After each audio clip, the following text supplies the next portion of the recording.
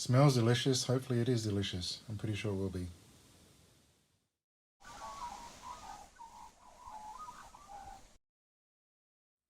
Today we're going to cook a goat curry casserole. So I've got some goat here that I got from the property. I've cut it up into nice pieces. As a tip, try and cut across the grain of the meat so it becomes thinner to cook through and become more tender. Also get rid of any connective tissues and other sort of sinews on the meat. So this is as clean as I could sort of cut it up, and it's about 1 kilo. Got some pre-made curry paste, bit of tomato, and over here we've got some onions, potato and carrots, and a few other veggies I'll be putting in as well.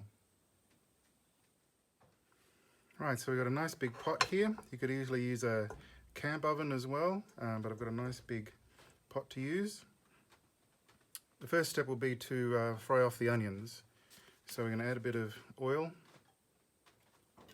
and heat that up. Wait for the oil to get hot. So the reason I'm cooking this is because I got to my camp here and I forgot a few meals. So I'm going to use a few things I found on the shelf, like the curry and the tomatoes, etc., and cook up a large amount of curry so I can have a meal for a few days. So oil's pretty warm now, so we'll add our onions in. Make sure to soften them off in the frying. So I've just turned the light on so you can hopefully see in the pot a bit better.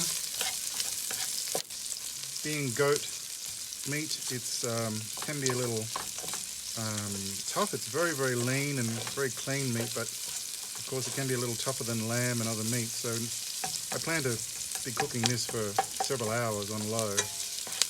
But first we need to fry up these onions, and then we'll be adding the curry paste to cook that through as well. So I'm going to be using the whole jar of curry, this whole jar.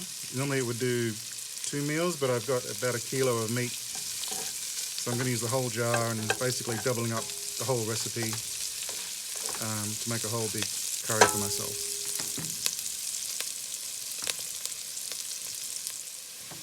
So onions have fried off nicely, getting a bit of colour on a bit of them now, so I want to add the curry paste.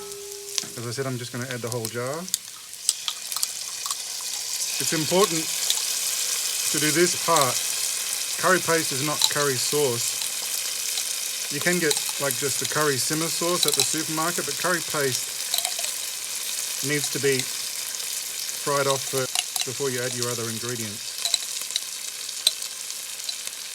Here we go, last little bit. And we'll just fry that through.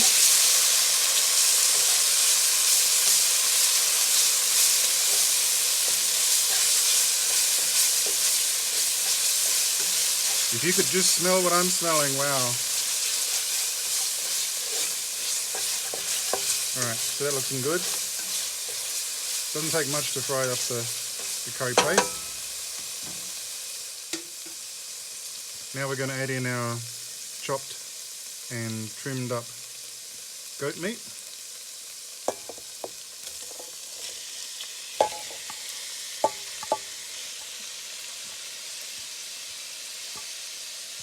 There we go.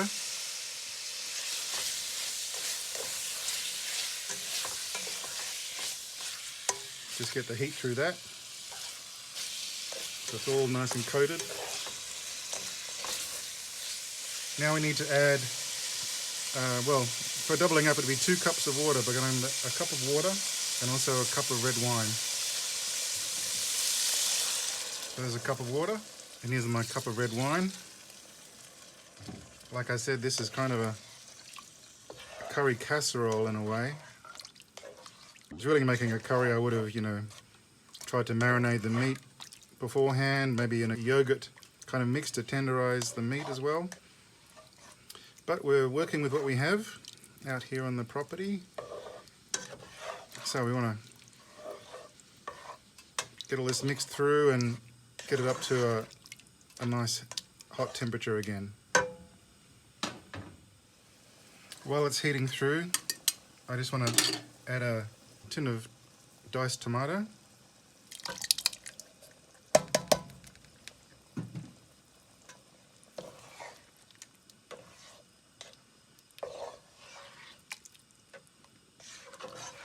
And again, we need to get that up to some good temperature. By that I mean, I want to see it simmering, not boiling. So you can see it simmering just a bit there, which is nice. Now I'm going to add a bit of potato and carrot. Cut the potato fairly large because it's going to cook for a long time.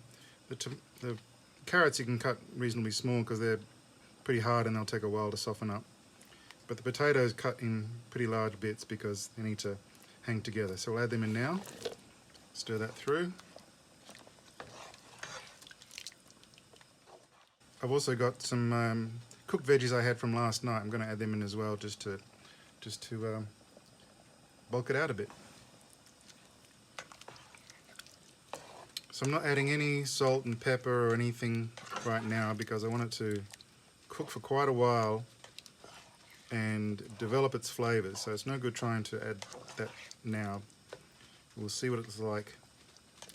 So I'm going to bring that up to a hot kind of boiling temperature. And then we're going to put the lid on and simmer and let it sit on simmer for hopefully about 3 hours, maybe more.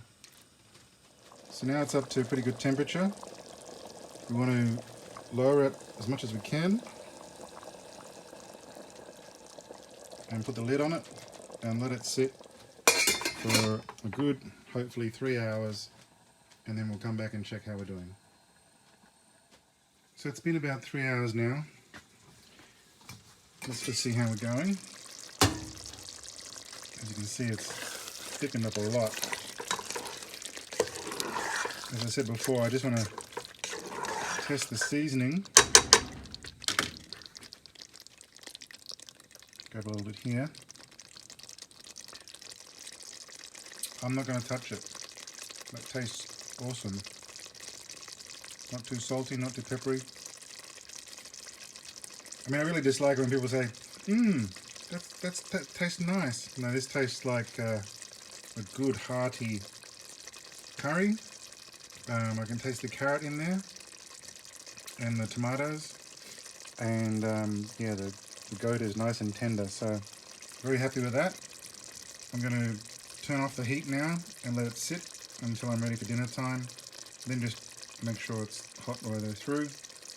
I'm going to cook up some pre-made rice probably, have it with a bit of that, and I'm just going to make a fantastic dinner. So I'll show you what dinner looks like when I get it done. There we are, all dished up.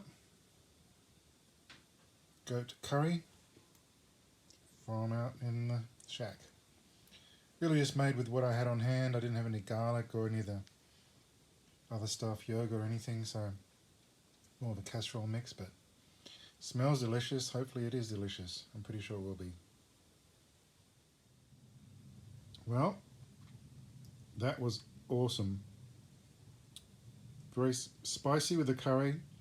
Still a bit of a casserole with the tomatoes and red wine. Lots of veggies. Great flavour.